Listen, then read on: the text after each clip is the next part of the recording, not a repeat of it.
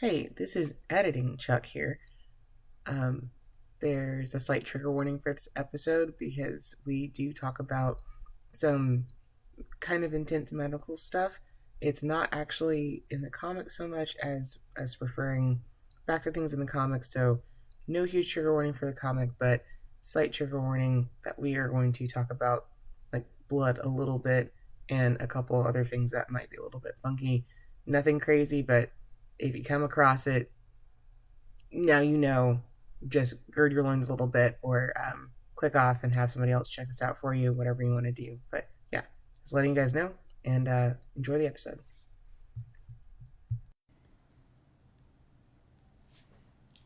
Curing amnesia, the only way we know how. Fucking.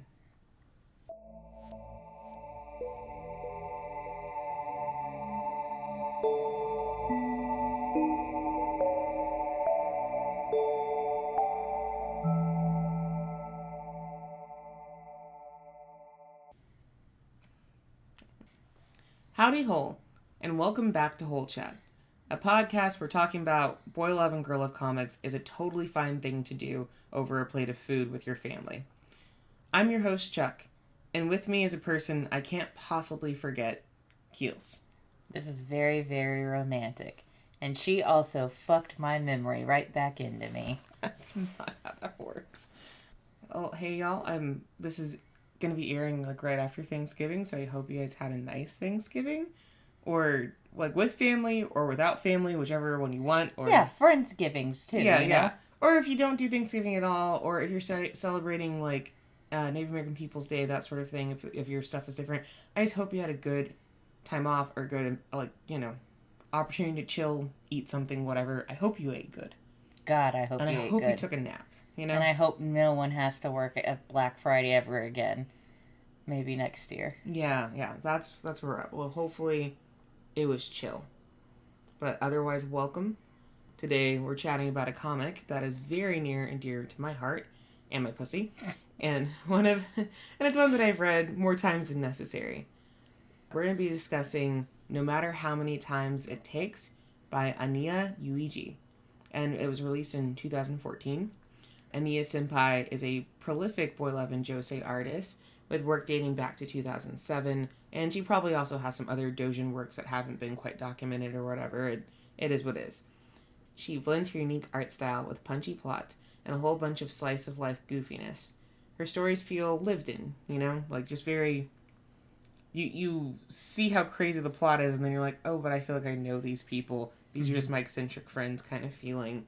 There's not a whole lot of, like, let's go on a crazy adventure, or so-and-so cheated on me 15 times in the entire neighborhood. It's like, yeah, my partner cheated on me, and now I'm trying to figure out how to be divorced, and just feels kind of, like, chill, but, like, then they meet someone on the street that has been wandering around Japan for 6 years and, like, has a weird hobby or something like that. So it's those very kind of weird, over-the-top, almost, like, meet-cute situations, and then they're just living in the same apartment and having to do chores and stuff like that. Her stuff's very interesting. You lost me a little bit. So this is a chill comic, but you also might meet a random stranger who's been on a long mystical journey. It's like this author specifically has like weird, bizarre plots at times, or like really like, oh, XYZ happened, that should be a major event. Like strange focal points.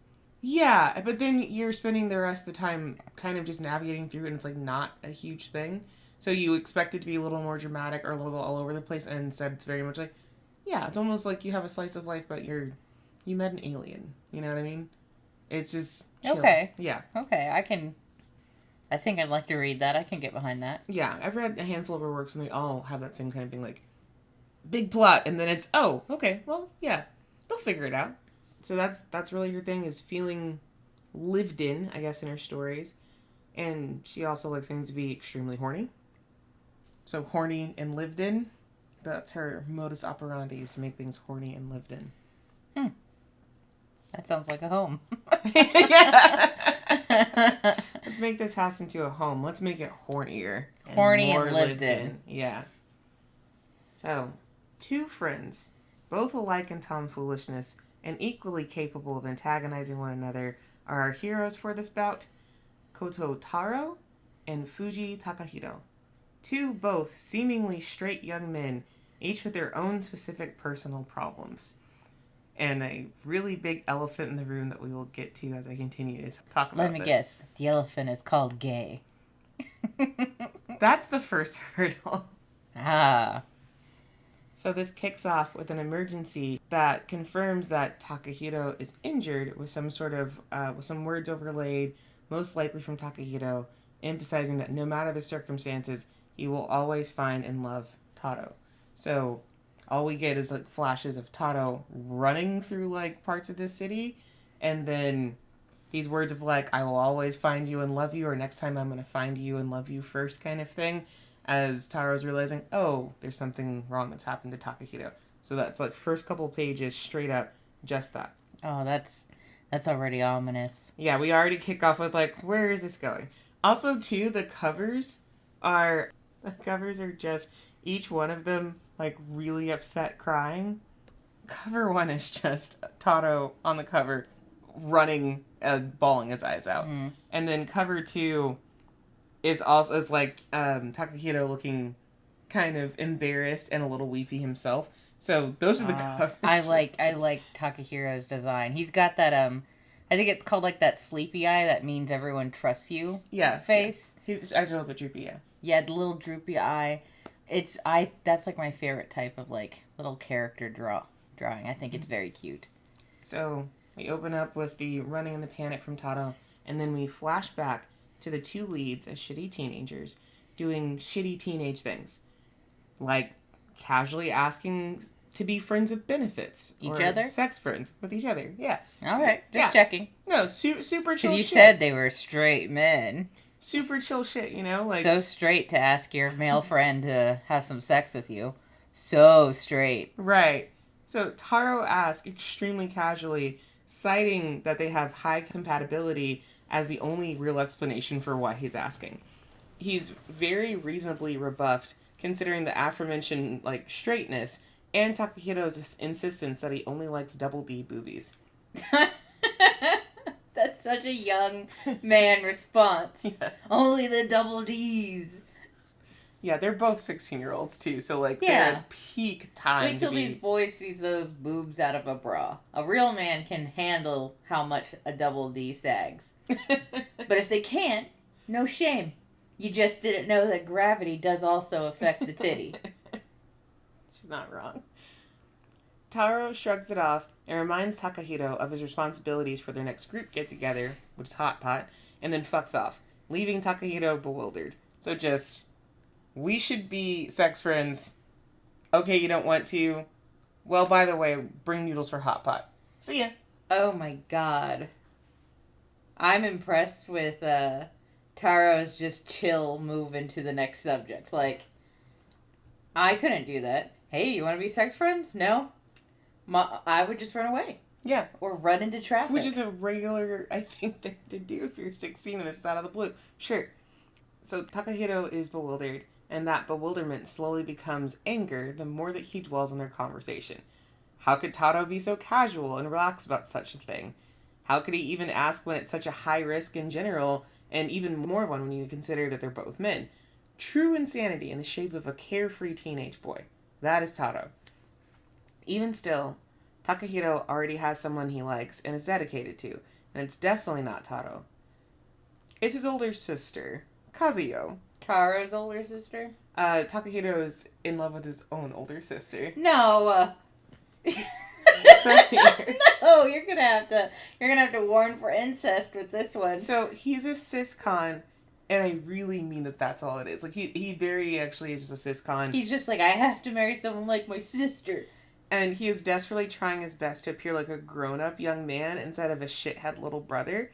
It's actually pretty innocent. Yeah. It's that whole, like, when he was a kid, he wanted to marry her kind of thing, and he never really grew out of that. He really is just smitten with her, and their inferred age gap makes the situation, like, really normal. Like, if you have, like, a 5+ year age gap, it's, like, way more common for a younger sibling to, like, be kind of in love with you. Because you're just old enough to, like, kind of invoke different feelings. It's the same thing with, like, kids who say they want to marry their mom or dad. Mm-hmm. This is really what it is, but you'll see, like, he just He just hasn't finished growing up. I do Yeah. find it strange that it's lasted so long, admittedly. Right. But, like, I've heard of this problem a lot in comics. Mm-hmm. Like, and I don't know if it's maybe just a cultural thing, but I definitely have seen it a lot in, like, Asian-themed comics where someone might have a crush on their sister, and it is completely innocent.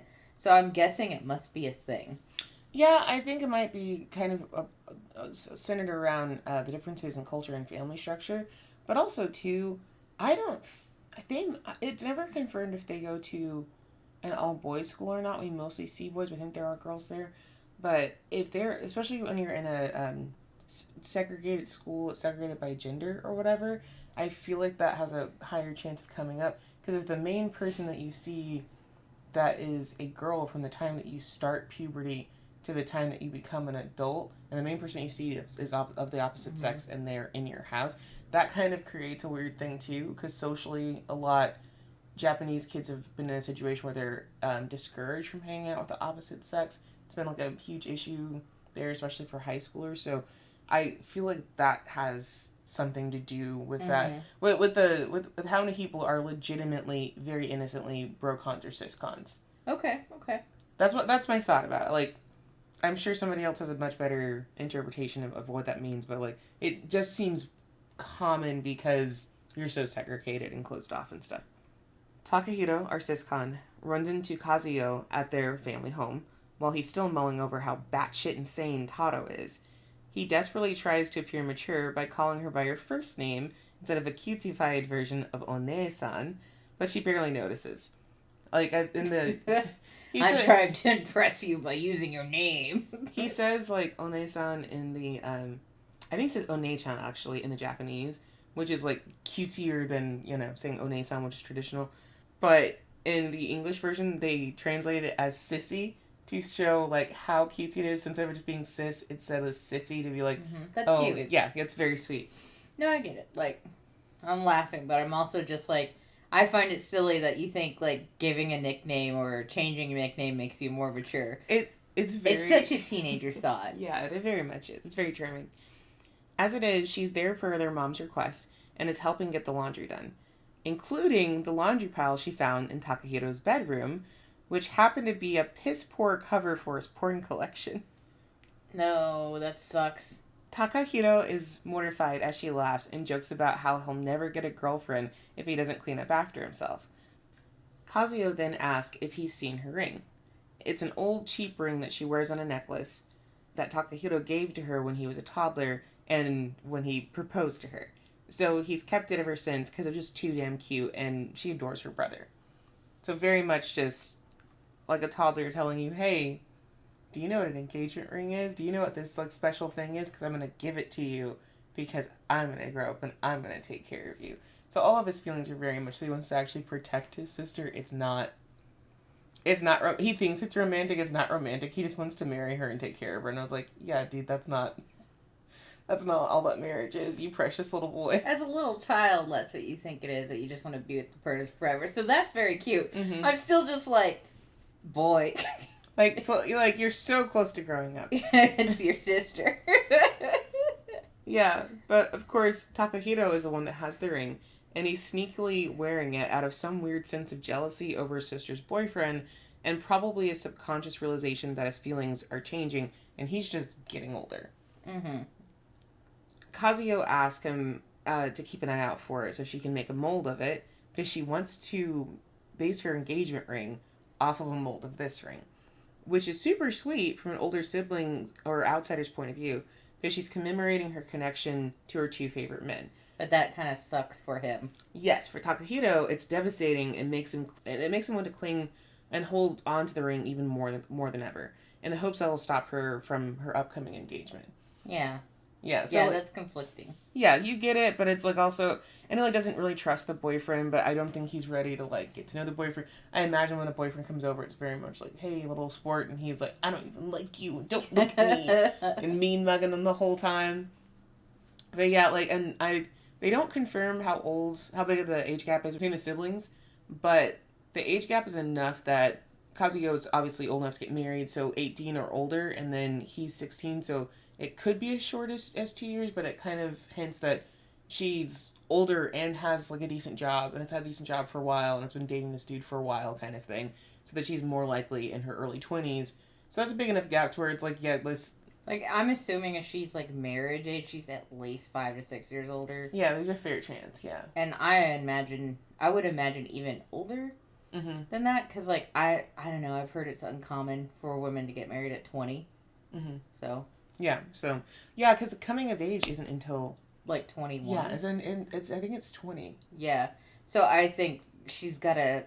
If she's getting married at 20, yeah, sure, but, like, I would think that actually it's more likely that she's 22.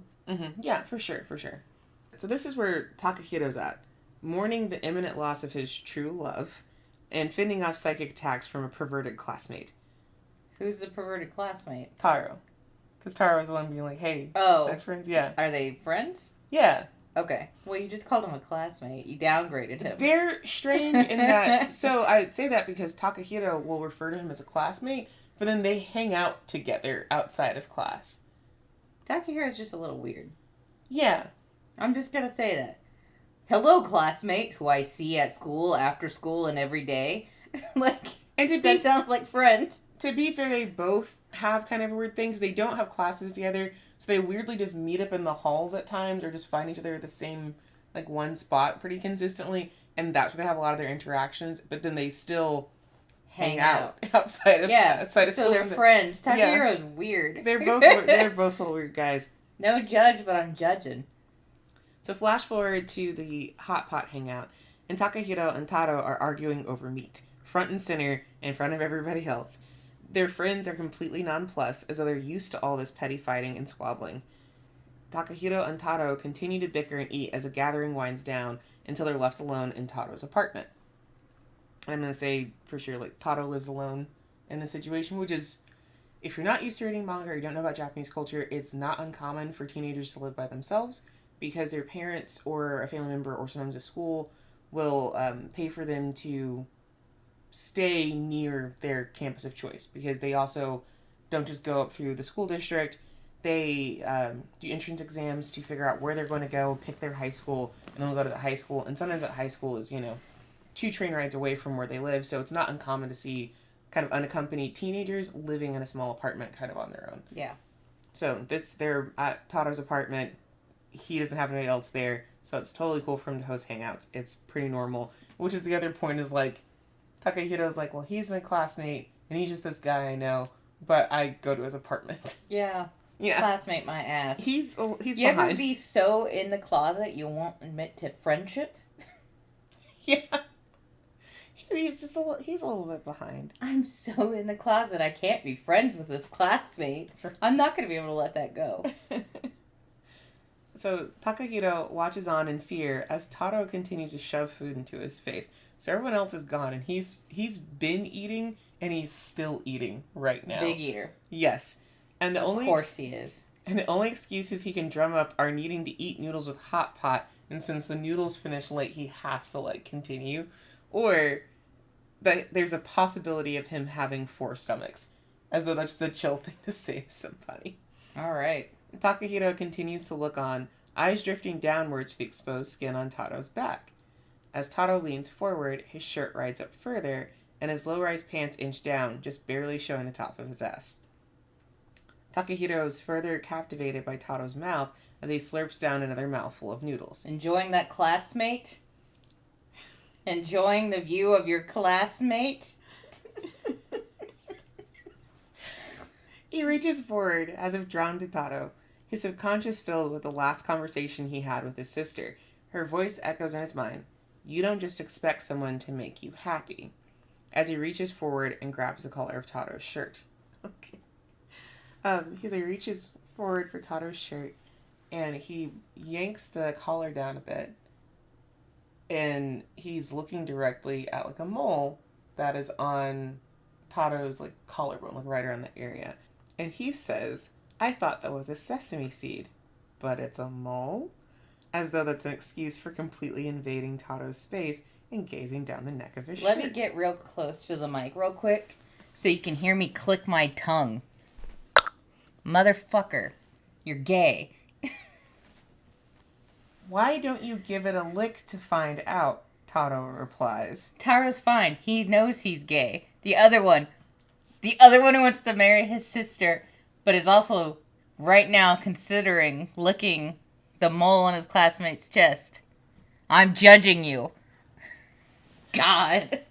So, with Taro's reply, this means that the terms of gay chicken have been confirmed, and the rules of engagement are strict. There's no coming back from this. Takahito licks the mole, then apologizes upon discovering it is indeed a mole. When he looks up to check Taro's face, he finds that it's bright red. Yeah. The reddest of red. 100% Yeah. full flush. He's never seen Taro like this, and in this moment, Taro looks captivating. So he of course has to examine the mole on Taro's chin, also with his tongue, just to be absolutely sure that it's a mole. A moment of silence for this dumbassness right now. A moment of silence for this foolishness. Boy. All the while, he's telling himself not to let Taro and his dirty mind draw him in. Taro's to blame. Oh, yeah, Taro's at fault. Taro asked you an honest question, and you over here pretending a mole's a sesame seed so you can taste it.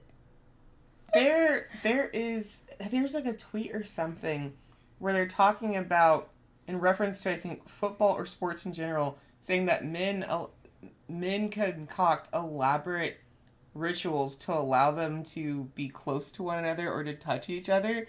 And this is feeling like Who that said right that? now. I think it's a tweet. I read it a long time ago. I love that tweet. That's funny. But it's just talking about how all the different kind of avenues that men build to find excuses to have intimate contact with one another or like touch each other. Like the Go Sports butt touch. Right, because then it's go okay. team. Because we can't just be close to each other. We have to have a reason for it. And this is what this is reading us very much. Yeah, go team. Let me touch that dumpy. Aha! So, Takahito is trying not to get drawn in, and he's reminding himself, and believes he's being clear-headed, until Taro grabs Takahito and kisses him, open-mouthed. Hell yeah. They stumble apart, apology spilling from both of their mouths, but Takahito doesn't actually mind. It feels good, he's just completely inexperienced and doesn't really know what to do. Taro just smiles and promises to guide him and not do anything they're not both cool with. And So they have a little discussion about it? Yeah, which is actually nice. Yeah, no, that's nice to see. Like, I love it. Youngsters figuring it out. Yeah, so it's actually very sweet. I also appreciate that once Takahito broke the seal, he's like, can't say I'm not interested. Okay. Like, Yeah. He should be more freaked out, but he's just like, my bad. I don't know what I'm doing. But, like, we've talked about this before. Sometimes people just don't think about their sexuality. Mm-hmm. They just assume it. I've been bi since I was a child. Since at least 8. Because the first crush I had was on a girl. Mm-hmm. And then when I got a crush on a boy, I just thought, oh, I guess I'm straight now. I didn't know bi was an option because this was the 90s. There was gay and lesbian, but bi was not in my vocabulary until much later. And it was a big deal when they started including bi characters or talking about bi people, because every time they were like, it's like you brought a witch to your high school campus. You brought some, like, mythical creature that also might screw you over within the next couple of scenes. It was always like that, too, so. But despite the fact that I started having crushes on both men and women in high school, I still thought I was straight. I just thought because I was an artist, I had an appreciation for the female form. I swear to God, sometimes we people just don't think about this. We just are like, nah, that ain't me. And then, like, I don't know, you stare at your best friend's mouth on the bus and are suddenly like, man, I want to kiss them. But this is also why I think Takahito still has his crush on his sister. He really hasn't even thought about relationships. He's obviously thought about sex and, like, pornography. So, like, one center of his brain is actually keyed in and doing what it needs to and evolving. And the other part of his brain that's like, maybe I could like a person, has not kicked it. It's like he hasn't dated anybody. He's just focused on, this is the type of love that I know, and fucking is completely separate. Yeah, I mean, like, teenager time is weird. For sure. Goodness, it's weird. We cut away after this little conversation to Takahiro at school later, thinking back on how his first kiss and his first blowjob happened on the same goddamn evening. Did it happen that night? Yeah. Sorry, my brain could not do the math as fast as my mouth could talk. It's like that came out my mouth, and my brain was like, yes, you just heard about his first kiss. Yeah, Gay Chicken went hard and fast on this one. Whew. Like, gloves Who are completely wins off. in a game of gay chicken when you suck the other guy off? Both of you, if that's what you wanted. Mm-hmm. So he thinks about how he got all of these new experiences all in the same evening, but he also thinks about how good it was, and also how Taro seemed to be savoring every single minute of it. Which is not the sort of thing you should be thinking at school if you want to actually make it through the day without embarrassing yourself. You know, like popping a boner. Mm-hmm. Which he gets very close to doing. But then Taro jump scares him, simultaneously interrupting his musings and reigniting his aggravation towards him. Taro is always the most frustrating.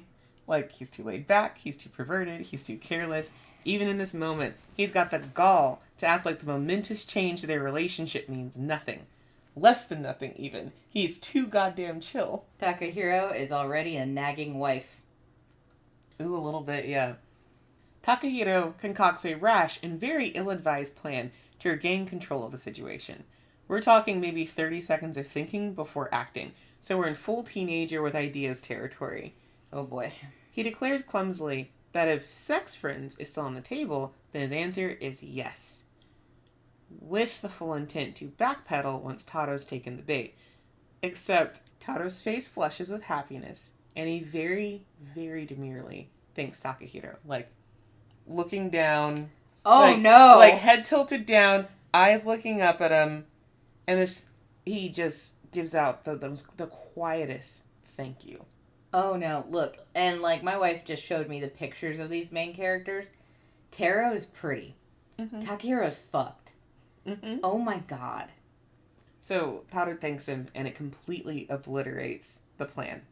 Along with Takahiro's resolve, because later that afternoon, fuck it. He's ejaculating all over and adoring Taro's face, as though he never had any hang-ups about the situation at all. He just straight up told Taro at some point, like, hey, can we go to your place? Also, I want a facial. And Taro said, fuck yeah, let's do it. Taro's thought about it. And this is fucking up Takahiro so much because he's not ready for somebody to greenlight this fucking fast. He keeps trying to elevate the levels of gay chicken, but Taro immediately folds because he is the gay chicken. He wants the gay chicken to become a gay relationship. Man. Teenage years of relationships and figuring it out. Terrible. Oh my gosh. The worst. Yeah, so he gets to see a facial like he wanted. He seems especially unbothered at this point, as he offers to do Taro too. So he's gonna actually jerk him off? Yeah, he's gonna reciprocate jerk him off. That's what he feels comfortable with, is jerking him off, and Taro's like, fuck yeah. Taro actually, when he says like, I'm gonna do you too, Taro's like, I get to put it in. Taro's ready. Taro's like, pause. No, we're not doing that. And then Taro's like, oh, well, yeah, that's fair, because I've got, like, an unreasonably large dick for some reason. Takahiro gives the face that you're giving me right now of, like, yeah, right. Takahiro pulls on his pants and is like, Jesus Christ, what? Oh, so it is. It really actually is. Oh, that's funny. But Taro jokes so often, you just think, like, oh, well, he's just fucking around, and then it's like, oh, no, actually, excuse the fuck out of me. Yeah, don't put that in anywhere. Yeah. So they go from gazing at his dick to then doing some fingering, and there's so many, like, pathetic, appreciative, rose-colored faces coming from Taro. There's really nothing that Takahiro can do at this moment, because Taro just looks too good. So it's totally not their fault that they bang. Oh, so they bang. They go single blowjob to deep penetration. I was going to say, I appreciated the immediately, like, oh, we will do this at your comfort level. Mm-hmm. I appreciate that immediate, like, no, we'll do this at your comfort level. That's so good. Yeah. But I'm also cracking up that because they're teenagers and, you know, you jumped the gun. I also get that he's like, I saw his pretty face and I'm gonna bang him. Like, that is, oof. I remember, again, here's another little story time, I guess. I knew a person at a camp, is what I will say. I knew a person at a camp who very much was like, I will be a virgin forever until my family finds me a husband. And that was her whole life. She went away to a different camp for 1 week, came back not a virgin. Came back with the wildest stories. And me just being like, oh. Just the jumping the gun when you see a cute face. Yeah, so this is... I'm going to show Keeley some of Tato's faces. Yeah. Like, this was the initial face of, like, oh, I, had to check if that was a sesame seed or not. So that's the face that he's making. And it's still just completely He's flushed so red. shy. They're so impulsive and cute. Yeah, so there's nothing he can do about it. And then, yeah, him sucking dick isn't better because you're just looking the whole time and his face is still bright and flushed. So this is just what they have to deal with. So, of course, when they get into it, can't help it because he's making all the right angles and stuff to his face as well. So yeah. So Homeboy was screwed. No, he was screwed from the get-go. You see what I mean? Yeah. So, who tops? Takahiro. Takahiro tops because Takahiro just suddenly is like, I can't resist. But also, he does make a comment that Taro seems used to penetration too. So it really just because it's kind of like they fall into it because it's like, oh, well, you actually know what to do and I do not know what to do. No, and that's like, isn't that like supposed to be the safest thing to do? Is like if you don't know how to receive, you should instead top so that the person can teach you. Yeah, exactly. But the single blowjob to deep penetration pipeline is covered in water-based lubricant, and it is so real. It's just whoosh. They slid all the way down it at like 100 miles per hour. Takahiro is again frustrated that the controls seem to slip away from him just at the sight of Taro, which is totally normal thing that happens when people are experiencing attraction, but I digress. He has no shit. They bicker about it with Taro re-emphasizing that he knew they had chemistry, and it's just not a big deal, and neither of them should be surprised. Like, it's obvious they had that connection already. He's also rather conspicuously chosen now to quit smoking, and it's totally for a nasty reason, and you shouldn't think it's any deeper than that. He says if you might, eat my cum at some point, so I have to make sure that it tastes good, because if I smoke cigarettes, my jizz will taste bad, but if I'm eating lollipops in exchange for that, it'll probably taste good. So is there any bearing to that? Would cigarette smoke make your jizz taste bad? It's got the possibility to. What you consume actually changes the flavor. I know that much, but I didn't think cigarette smoke. I've heard that it can, but a lot of times if you've only had someone's jizz or consumed someone's jizz when they have been smoking cigarettes their entire adulthood, you don't know what it tastes like otherwise. So maybe it's fine to you. I don't know. Are you going to make me look this up on the CDC website? Your voice gets softer and softer the more uncomfortable I make you. Speak up. Does smoking... We are actively looking up if smoking changes the taste of your jizz. Yes. Does it? Well, hold on. It affects... fluid. If you smoke this is okay. Wait, we might have to keep this in. If you were gonna edit this out? No. Hold on. PSA: if you smoke cigarettes, your cum tastes repulsive. This is what this says, and it's giving some other PSAs about smoking, like don't smoke because you will die, you'll smell incredibly unpleasant, and your lady will gag, and not in a sexy deep throaty way. Okay, this is fine. I'm getting this advice off of the adultery subreddit. Off of adultery? Yeah, it's not... Yeah, don't say their name, but, off of the adultery subreddit. Like we have a Vice article about what you eat changes how your semen tastes. I think, British Health article talking about does cigarette smoking affect seminal fluid parameters, and then... Hey, just letting you guys know from the adultery perspective, you shouldn't smoke. Yeah, because Reddit is always going to have that answer for you. Oh, God. Yeah, so, yes. Okay. We don't know if it's factual, but it's funny enough to leave it in, so leave it in. So, fair chance, yes, that smoking would change what that tastes like. Whether it's good or bad, person to person. Yeah. Well, neither of us smoke, so you don't have to worry about it. And I don't know if girls' ejaculate works the same way as jizz. It does. Ah, all right. Yeah, anything that you consume will change. I guess I should start drinking Mountain Dew so it'll become the flavor you like the most. If it worked, we would have done that already, trust me. Takahiro is both frustrated and charmed by this perversion, so he smooches him. Taro says, I gotta quit smoking so my jizz tastes good, and Takahiro's like, oh yeah, that's what I like to see. Y'all are not sex friends.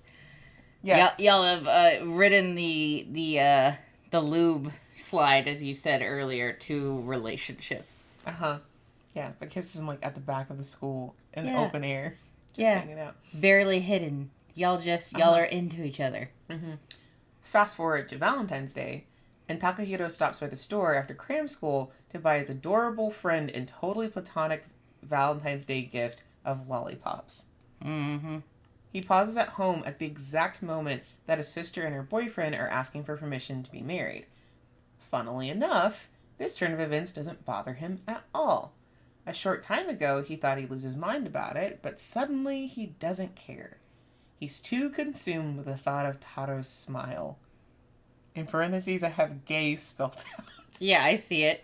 I'm looking over your shoulder. I see the giant gay. Gay. Non-derogatory, but there it is. Yeah.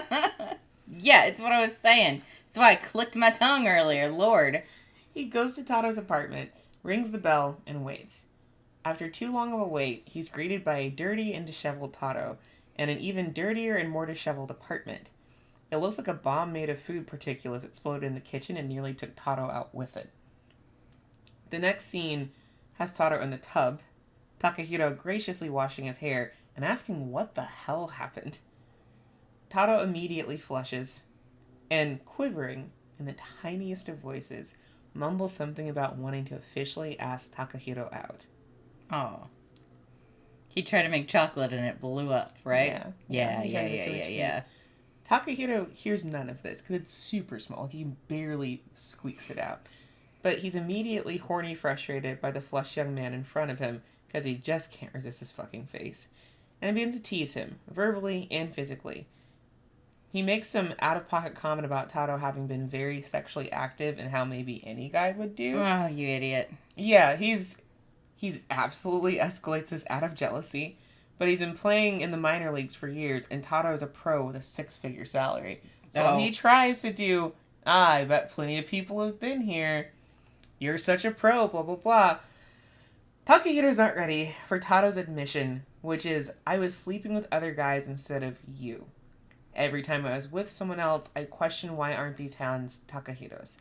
I wish I'd asked you out sooner.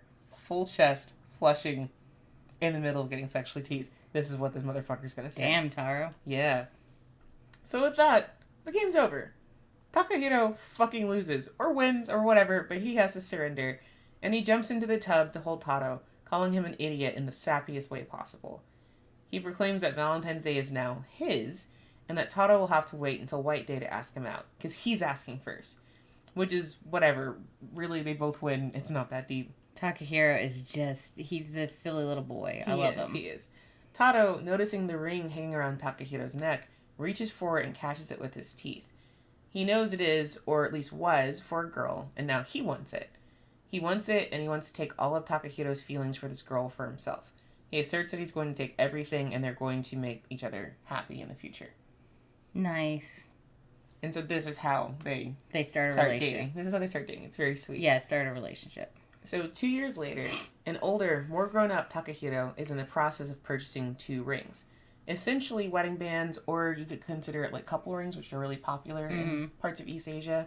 Whatever the situation is there, you never know. So it could have been wedding band level, or it could have just been committed relationship level, because they only recently started recognizing civil unions and marriages in certain parts of Japan, so not everywhere. And I think they only recently made it not illegal to get a civil union. It's complicated. So you don't know exactly what the rings mean, but you know it means like this. You know it means enough. There's plenty of gay people alive now who they just had rings together until it became legal. Yeah. Just making it very clear, like we just don't know specifically what level, we know it's committed level sort of thing. But he's buying these 2 rings for himself and Taro. They're very clearly still together and smitten and happy and all the things that they hope for. but Takahiro really wants to show it. He wants to replace the old ring Taro now has hanging around his neck with something that is for both of them and represents how they've grown together. It's also March 31st. It's Taro's birthday. Takahiro takes the rings and he rushes off to his college class. He didn't see the sign coming before it came crashing down on his skull. A sign fell on him? A business sign fell on his lover's birthday. Yeah. God. Takahiro wakes later in the hospital with his teary-eyed sister to one side, and to the other side is a young man dressed in a suit, bawling his eyes out from obvious relief. But why is his darling sister here with his high school classmate? Gosh, you know what this reminds me of? On my birthday getting nailed in the face. Yeah. Yeah.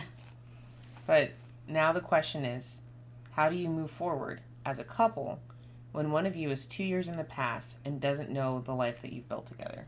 Oh, yeah, so this is even more like me. Mm-hmm. Yeah. Okay, I do want to start out, because, like, I think at least, you're having the reaction I had when I read this. Everyone else, I hear what you're saying. What in the ever-loving fuck is this depressing shit that we go through a whole first chapter of, like, their best of times and their first, and then, hey, by the way, in chapter 1, this motherfucker almost died. And, like, you're right, that's fair.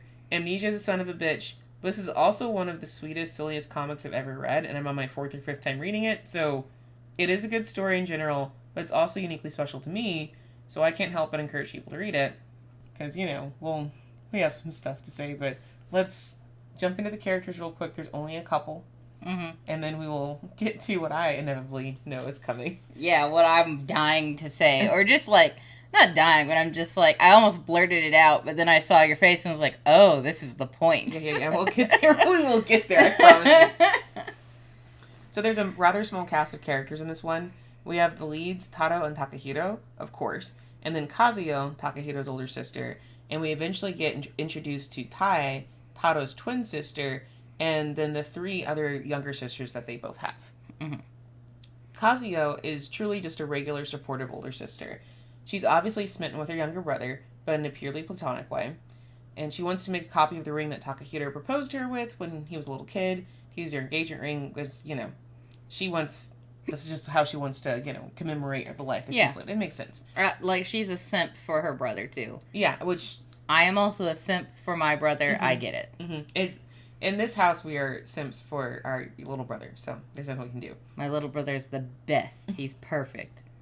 So Kazuyo is one of 2 people that know about Taro and Takahiro's relationship in full. And she's trying to balance being sensitive to her brother's injury and Taro's particularly tricky situation at the same time. Mm-hmm. Tai, Taro's twin, is considered younger because Japanese culture dictates if you're born second, you're the younger sibling. They have to have a hierarchy of siblings. And twins, I think, only recently have been starting to be recognized as, like, both the same level, but not all the time. Yeah. So they think about twins differently than I think the Westerner point of view has about twins. But while she's his twin, she's quite capable in a way that Taro isn't.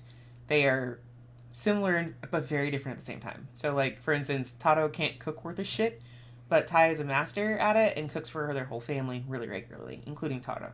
She still lives in the family home to care for 2 preteen, teenage younger sisters and a baby sister that, I'm doing the math, I'm like, your parents have to... They had a lot of sex. Yeah. That's a lot of children. Because you have 2 college-age twins, and then the tween teens, like between middle school and high school, and then all the way at the end, like, a 1-year-old. Mm. Yeah, so they kept going for a long time.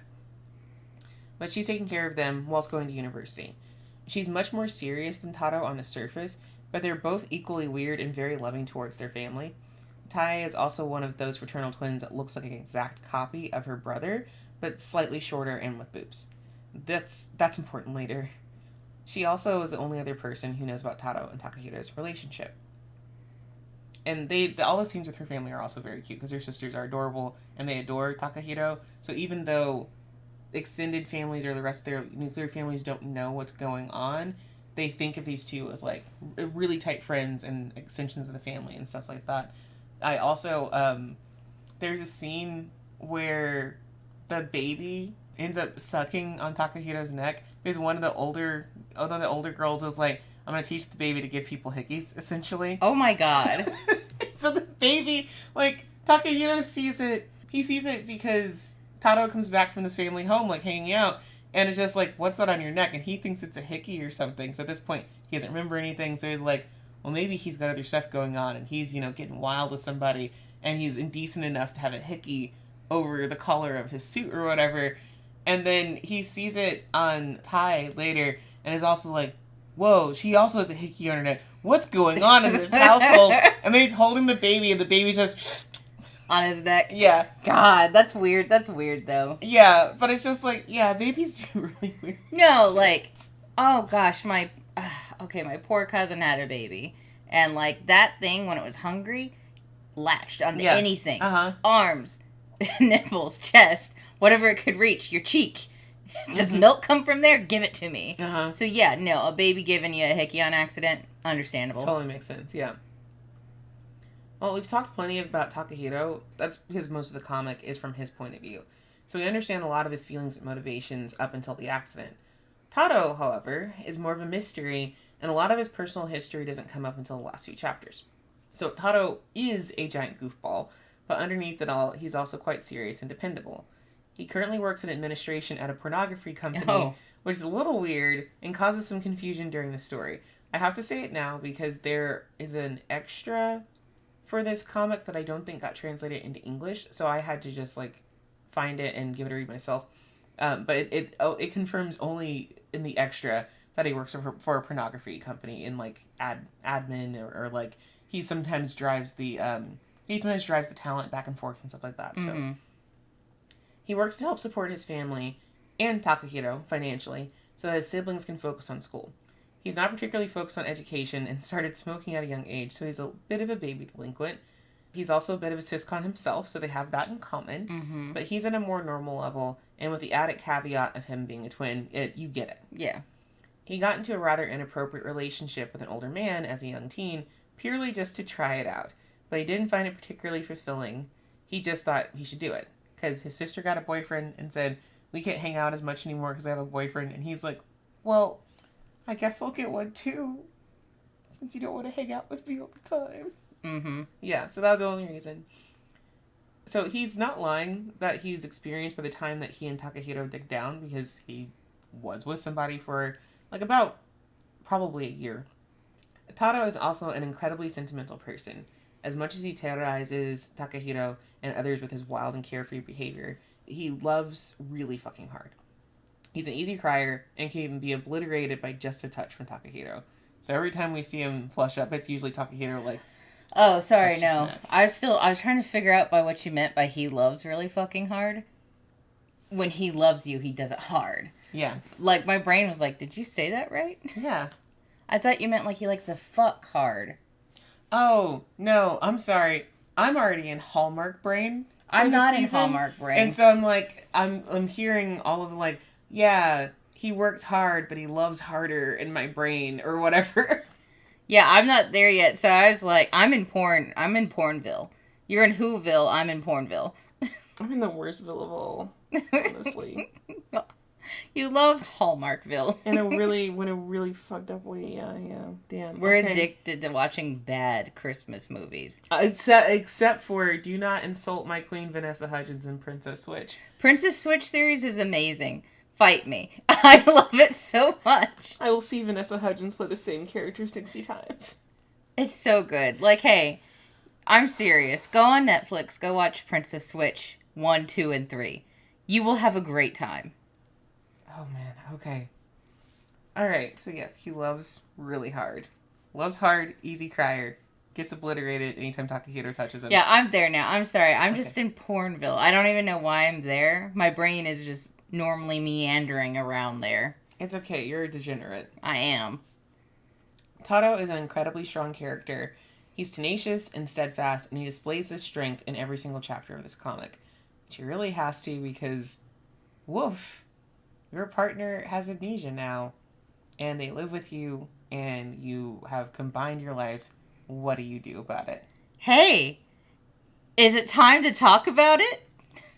Let's get started by talking about amnesia, because Takahiro has a very specific type, And I think a lot of people get confused thinking that there's only one type of amnesia, that you'll either have total amnesia or you have amnesia of past events or amnesia of future. There's different types, and a lot of them can be combined as well. But Takahiro specifically has traumatic amnesia, which is a type that is caused by blunt force trauma to the head and most often comorbid with a concussion. So if you've had a concussion and you got knocked out, you're going to have some level of amnesia. It may not be severe, but it may be you don't remember how it happened, which is really common, or you don't remember at least a period of time afterwards. This one's really typical with head injuries to the point that the average impact sports player has likely experienced some form of traumatic amnesia, or may experience it later in life as well, but that starts getting into a different type of amnesia as well. I mean, both myself and Keelz have experienced this type of amnesia, like, for dramatically different reasons and then for different lengths of time, but we've both dealt with this a little bit. I will say that traumatic amnesia is for mild injuries and has a high rate of recovery, meaning you will recover all the memories you lost over time.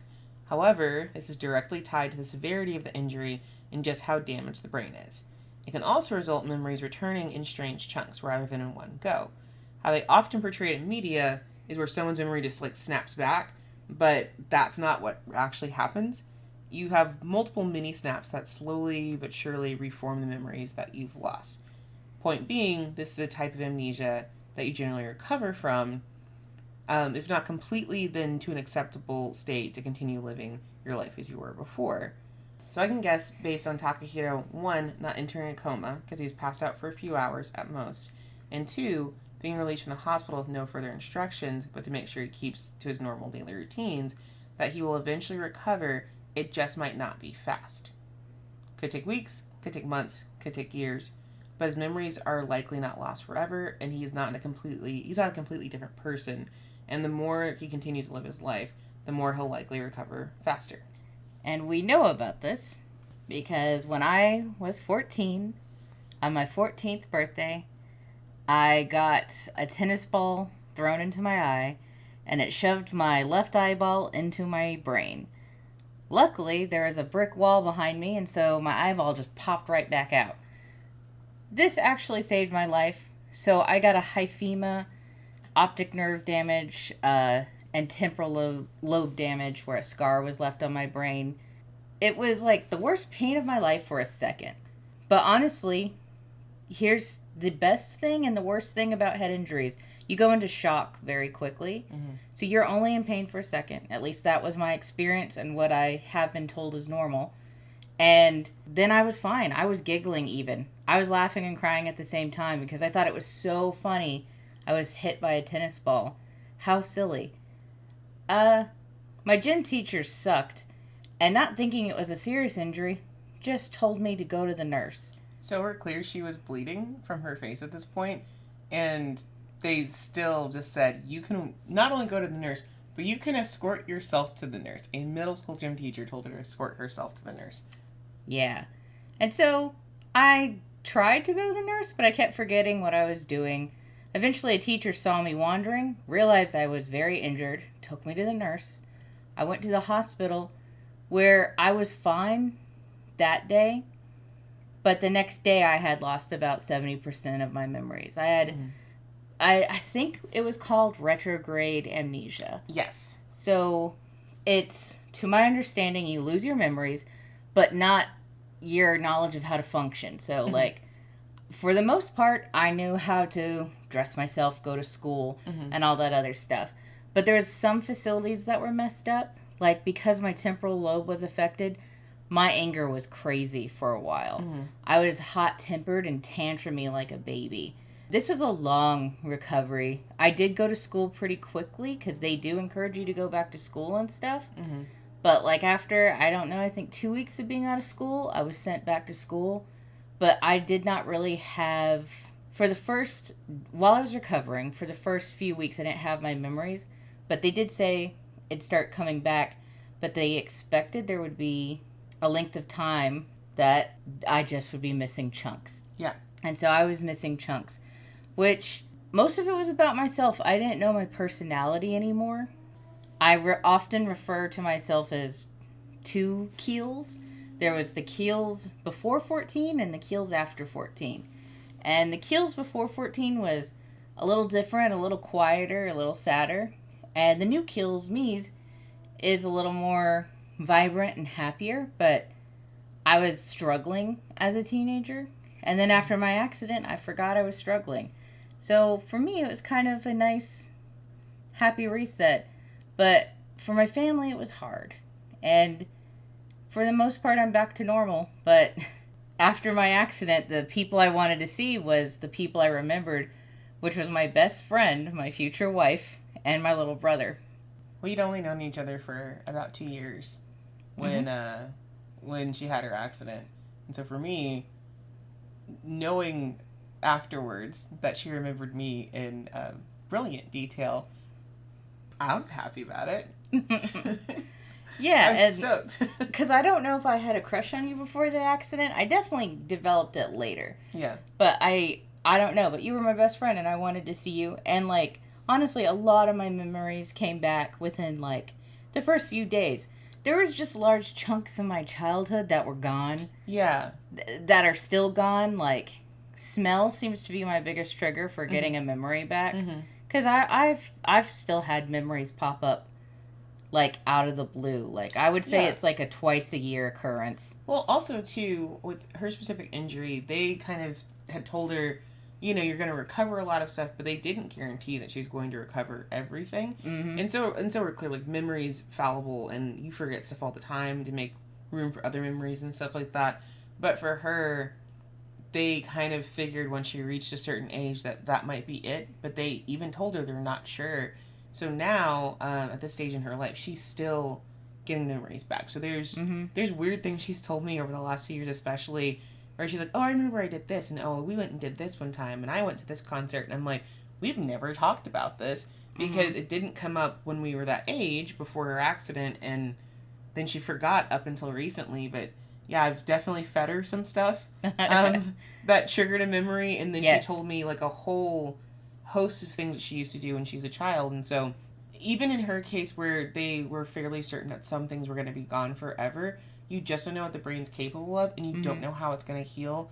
And we really still don't know very much, as from a scientific standpoint, how long it takes a brain to heal, what sort of things you can do to help stimulate it, that sort of thing. Like, we just don't know enough about our brains, even till this day. Yeah, and I have a few side effects from it. Like, I constantly go to a neurologist and I check up on it.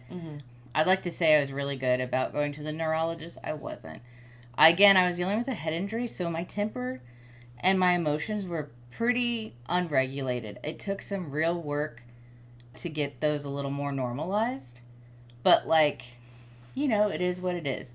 And my memory is still a little rough. I still struggle to lock things down. It normally takes me about 2 weeks to get a good handle on meeting someone new or something.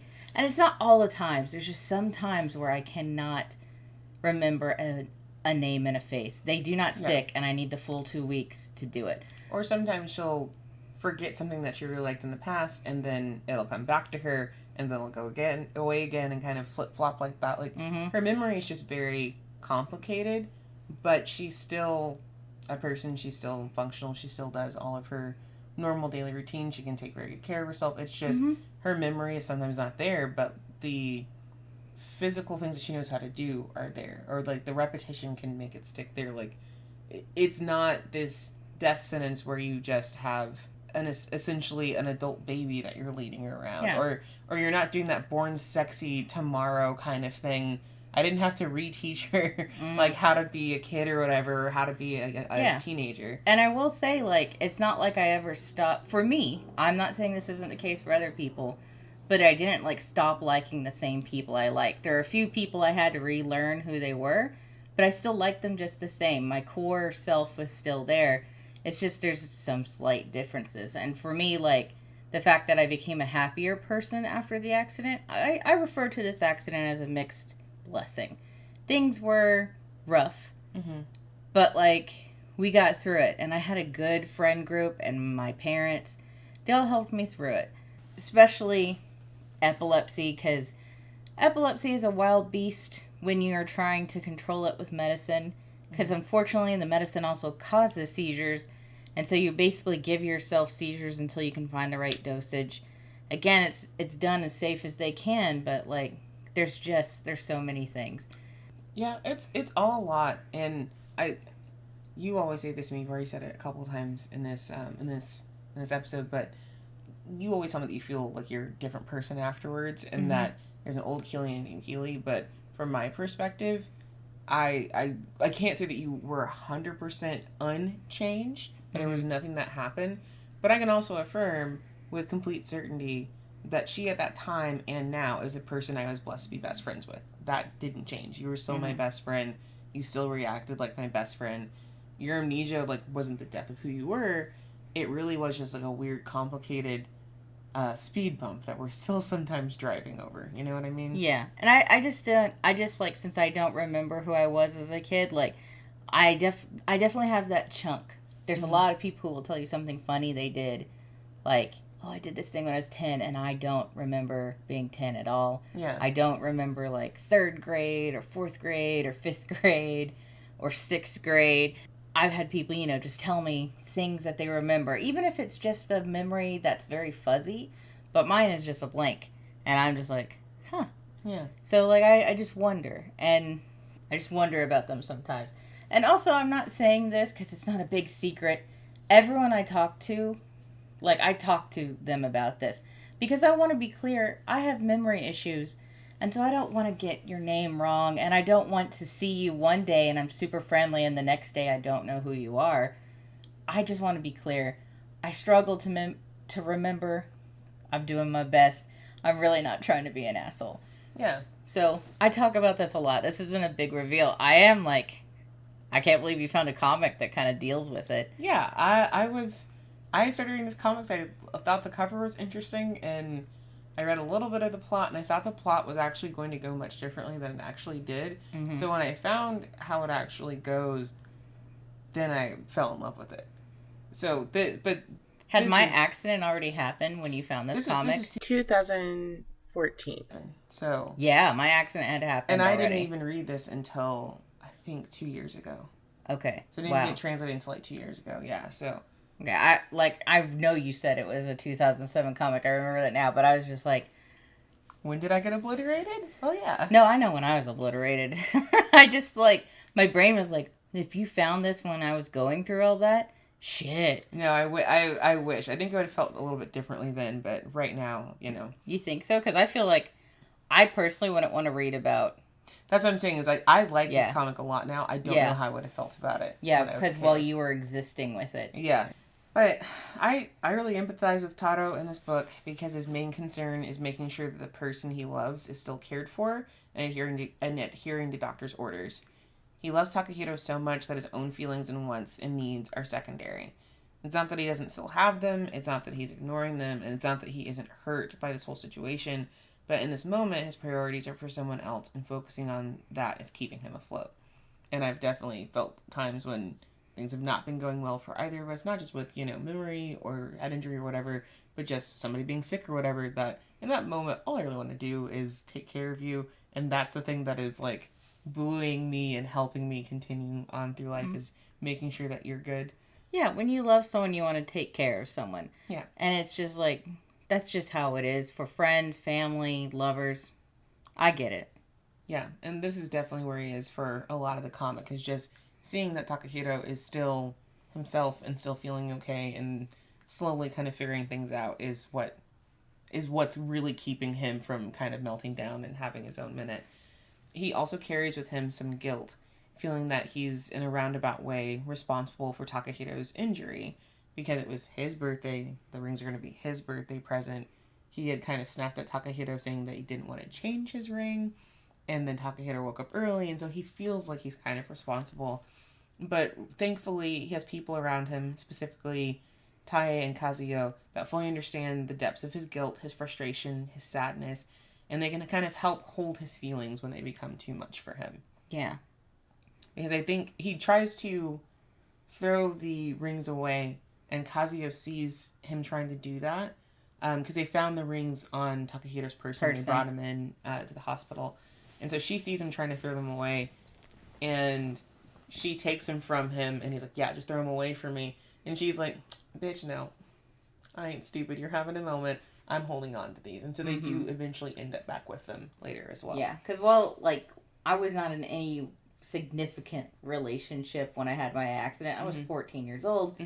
But my parents had to, definitely depend on my family members to help buoy them in that situation. I remember on the first day, because I don't remember the next days after the accident, but on the first day before I went to sleep and my brain swelled up in my skull and I forgot all my memories, my dad's youngest brother came by, and my dad's youngest brother is very kind of stoic and smartassy.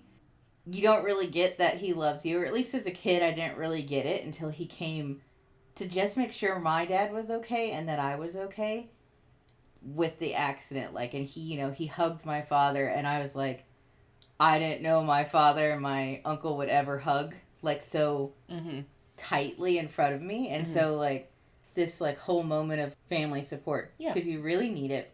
You really need family, friend. You need some sort of support during this accident, because the person who's lost their memories, they are not trying to be upsetting. But they just are. Yeah, and that's a thing that you kind of have to deal with. I upset my parents so many times, and I have so many regrets over it. But you're recovering. You're going through shit. There's literally nothing you can do. You don't know what you're doing. Yeah, exactly. And so Tae and Kazuyo are very aware of this, and they just keep trying to help buoy Taro, but also they're also participating in making sure that Takahiro does his daily tasks, stays, normalized, keeps meeting the people he's supposed to meet, goes to class, all that sort of stuff. So they've had a unified front around him and his recovery and stuff. Takehiro's journey through the unknowing is interesting for sure. He places a limitation on himself that he doesn't want any spoilers, because he kind of naively believes that past events and relationships were meant to happen, so they should happen again.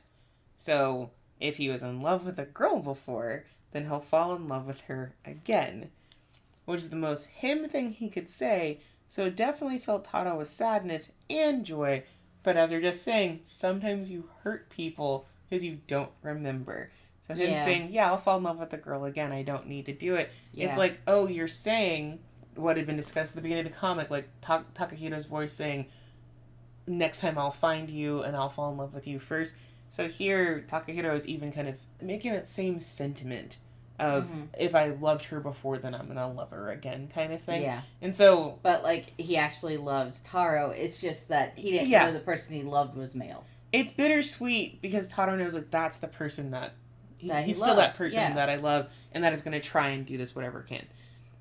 So because of this decree that Takahiro makes of, let me not, don't tell me anything about myself, he jump scares himself multiple times, and with different people, because the rest of the world, of course, has moved forward by 2-ish years, and so there are major things that can occur in that period of time that you can't be prepared for if you're missing those memories.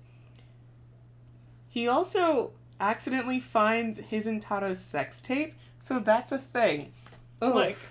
Day one out of day one or day two out of the hospital, he finds her sex tape because Taro, bless his heart, got told Takahiro's gonna be at his sister's place and out for a while, and Taro knows he's in love with his sister basically at this point in his 2 years behind brain, so he'll be over there all afternoon or whatever is what he's thinking. So he's I got time. He said he'll text me before he comes back. I got time to watch porn of us. But it's also sweet. So he misses him and he's desperate, and so he watches their porn. But he gets interrupted. Takahiro starts opening the door right at a very specific part where it's just Taro on screen, and you can't hear at all from Takahiro through it or whatever. But of course, Taro, slams the TV off, cleans himself up, and is hello, I was never doing anything ever in my life. God. And Takehiro's no, dude, do you want to leave? Sorry, bro. Do you need to finish up, bro? I'll leave, bro. It's no big deal. And so, at that point, Takahiro doesn't see anything, but then the next day, he clicks play. Because he's nosy. Yeah. Takahiro. Shit. He messes with himself all the time. So he clicks play and then just sees Taro and then spends the rest of the comic thinking, is Taro a sex worker? ? We do live in a nice place and I'm not paying that much for rent, so is Taro a sex worker? And that's how he has money? And it's this, too, that Takahiro, he was a little bit of a dumb baby before, and he continues to be a dumb baby because he's stuck back at 16 mentally. And so his brain, he just doesn't want to help his brain make connections. So he knows they have couples cups. He knows their toothbrushes are in the same holder. He knows they have a whole routine. He knows they're in a one-bedroom apartment, not a studio apartment. There is a separate bedroom and a kitchen and a living room. This is a decent-sized apartment for two, 18, 19-year-olds. But he just thinks, oh yeah, Taro said he sleeps on the couch and I get the bed because of our schedules. Girl, it's a double-wide bed. Because double beds are like a luxury in Japan. Unless you're a couple. And so I'm like, girl, you cannot. So there's all these little hints that should let him know, dog, you're just gay. But at 16, as we learned earlier, Mr. This guy's my classmate, he's kind of stupid. He's a little stupid. So that's the point. So this is my whole point. Yeah, the main event of this comic should be heart-wrenching, but the writing and accompanying art really helped to soften the blow. You have two goofballs going through an unfortunate situation together, and even if they can't clearly communicate to one another, they still figure it out. Their journey towards finding a new path is done, for the most part, together, as they keep stumbling into one another, even when they don't intend to. There's also way too much horny going on, despite all the memory loss. We're definitely in the brain forgets what the body remembers territory, which is also a thing that happens with brain injuries. There are definitely nothing crazy that I've done to you, but a hand gesture, or you bumped up against some sort of texture, or I poked you in a certain way, or just something that I've done where you were like, oh, yeah, and just kind of continued on with whatever we were doing. Because your body can kind of remember things subconsciously that you did before. It's the reason why you knew how to clean a dish afterwards. You knew how to take a shower, all this stuff. Your body hadn't forgotten basic stuff. And in this case, you got two horny young men, and Takahiro's body has not forgotten. Mm-hmm. And this comes up several times. Because there's way more pornography in this also than you'd expect. There's way more sex scenes than you'd expect. For it being one chapter, we're for sure together, and the chapters afterwards being like, oh, I don't remember anything. Yeah, I feel like the porn probably softens the blow of this. Because, boy howdy, memory recovery and all the stuff that comes out with... I got brain damage. All the stuff that comes with getting brain damage and all that recovery, that's a hard thing for your family. That's a hard thing for people you love to watch you go through, to witness you go through. Mm-hmm. It's rough. And so, this poor dude. And again, too, Takahiro has very, very mild damage. The course of this comic, I think, is a month or two. It's not super, super long. We kind of edge out of one season and start into the next season is what happens. And their hair grows a little bit, but it's not... There's time changes, but it's not a year or something like that. And so, and Takahiro does have these little flashes of memories at times, but I don't think he understands that he's starting to get memories back or that he's almost grabbed onto them. But that makes sense. You don't know what memory loss feels like until you've had it before. No one really does. And even with my idea that the correct amount of concussions in childhood should be 2 and no more, and being very wrong about that, I only know what a concussion feels like because I've had a concussion. I only know the memory loss that comes accustomed with a concussion and how that can change and what happens there because it's happened to me multiple times. Before that, I wouldn't have known. And I don't know exactly what Keelz memory loss feels like because I haven't experienced that specific type. We have overlap, but it's not the same thing. I don't know what it's like not knowing something. I know something's missing. I don't know how to get it back. I don't know where it is. Mm-hmm. I don't know. And, I haven't really thought too hard about, what it feels like to get a memory back. There's one memory that I got back, which was that I liked chicken chili. That was, my favorite food in middle school, but I forgot it existed until I smelled it again, 2 or 3 years later. And I was like, what is this? I love this. And I was told, yeah, this is your favorite food. And then people realized I had not requested it since the accident. And it was just like, oh yeah, this is great. I still don't remember chicken chili. Like, I don't have the memories of that Eating I loved and it. enjoying it. Right. But that's not always the case, because on the other side, there's a movie that, like, I watched with my mom called The Heathers. It's got a musical and all this stuff. It's great. But I watched the movie when I was a kid, and I forgot that I had watched that until, like, high school. That memory came back. But I got the memory back of watching it with my mom. But it's really weird to me that I have this one memory that it's like, I know I like chicken chili. Once people told me, it's like, yes, you're right, I do. But I don't have the memory of ever eating it or enjoying it with my family. And yet there's a movie out there that I forgot about, but I got the memory of enjoying that movie. It's very strange to me. Very weird. Memory is just a super strange thing. But again, we don't fully know how it functions. We don't fully know what it's capable of. We have a lot of theories about it, and we can derive some proof from it, but it's not consistent. So Takahito really is just going through it in not the worst way possible. You got a place to stay, you have friends, like, he's going through it, but he has the support that he needs to actually come out on the other side feeling better than he was. Mm-hmm. I really can't overstate how tender, intimate, and sweet this comic is.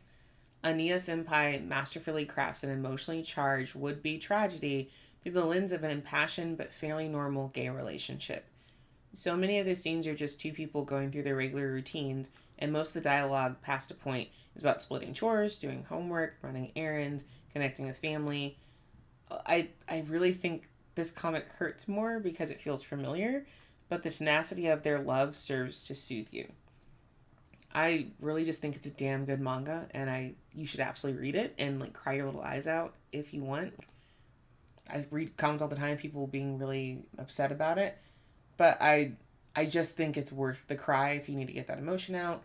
But also, I would hope that you'll come away from this understanding too that while the ending is sad because Takahito is still, recovering and stuff, it's not really the sad you're thinking, because memories often do come back. Memories can be recreated, and I'm sorry, I didn't lose my best friend as a 15-year-old.